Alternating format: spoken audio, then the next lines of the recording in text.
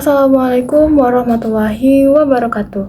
Perkenalkan, saya Aulia Rahma Margolang, mahasiswa Program Studi Tadris Bahasa Indonesia semester 3 Universitas Islam Negeri Sumatera Utara. Video ini saya buat untuk memenuhi ujian tengah semester pada mata kuliah leksikografi yang diampu oleh Bapak Budiman MPD. Pada kesempatan ini, saya akan memaparkan materi dengan judul Kajian Leksikal dalam Leksikografi. Baiklah, mari kita mulai pembahasannya. Bahasa terdiri dari banyak kosakata yang disebut sebagai leksikon.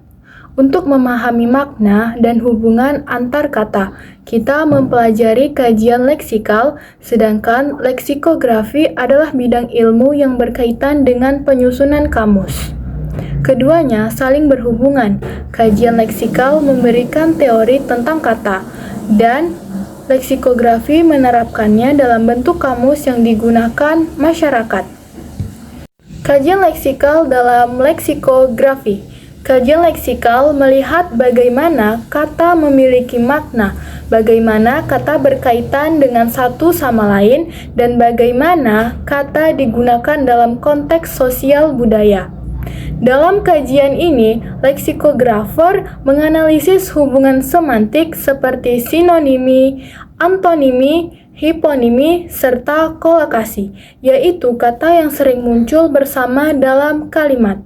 Selain itu, kajian leksikal juga melibatkan analisis paradigmatik yang melihat hubungan kata dalam suatu kelompok, makna dan sintakmatis, yaitu hubungan kata yang muncul bersama dalam konteks. Kajian leksikal modern juga melihat perubahan makna dari waktu ke waktu. Ada perluasan makna, penyempitan makna, hingga perubahan nilai seperti ameliorasi dan peorasi. Saat ini, kajian leksikal sangat terbantu dengan adanya korpus linguistik, yaitu kumpulan data bahasa yang digunakan untuk menganalisis frekuensi, konteks, dan contoh pemakaian kata yang nyata. Pendekatan ini membuat kamus lebih akurat dan sesuai penggunaan bahasa sehari-hari.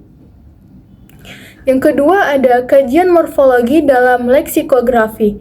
Setelah memahami makna kata, leksikografer juga perlu memahami struktur kata melalui kajian morfologi.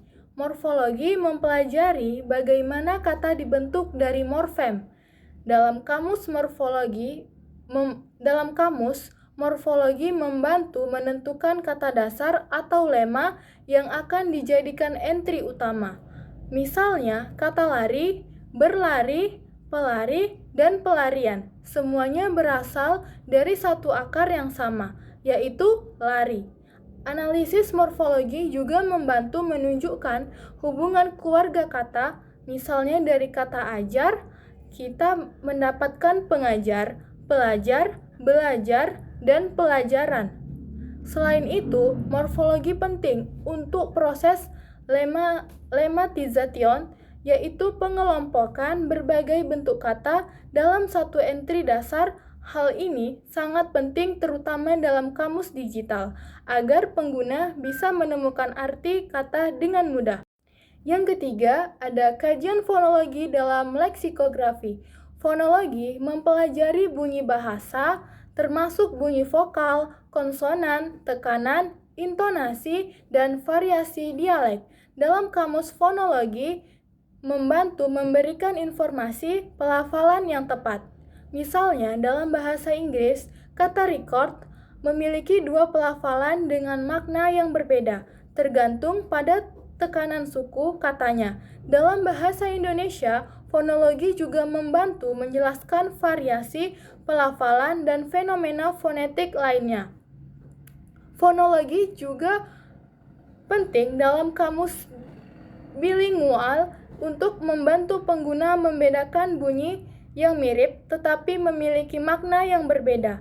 Pada kamus digital modern, informasi fonologi biasanya disertai audio pelafalan yang memudahkan pengguna. Yang keempat, hubungan kajian leksikal dengan leksikografi. Kajian leksikal dan leksikografi memiliki hubungan yang sangat erat. Kajian leksikal menyediakan teori tentang makna, hubungan kata, dan struktur semantik. Sementara itu, leksikografi menerapkan teori tersebut dalam penyusunan kamus. Dalam era digital, hubungan ini semakin kuat dengan adanya teknologi korpus dan pemetaan jaringan semantik seperti WordNet. Hal ini membuat kamus modern lebih akurat, relevan, dan mudah digunakan. Yang terakhir, tantangan dalam kajian leksikal untuk leksikografi. Namun, penyusunan kamus modern memiliki banyak tantangan. Secara teoritis, bahasa berubah sangat cepat, terutama akibat media sosial.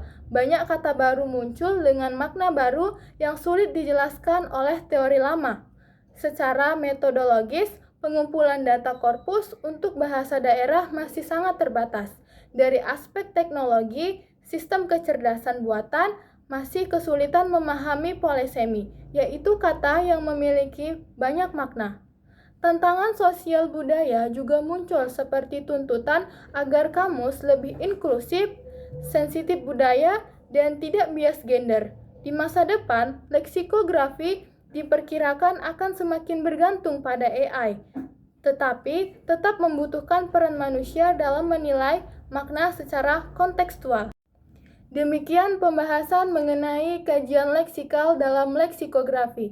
Semoga materi ini dapat membantu kita memahami bagaimana kata, makna bunyi, dan struktur bahasa berperan dalam penyusunan kamus. Terima kasih telah menonton. Wassalamualaikum warahmatullahi wabarakatuh.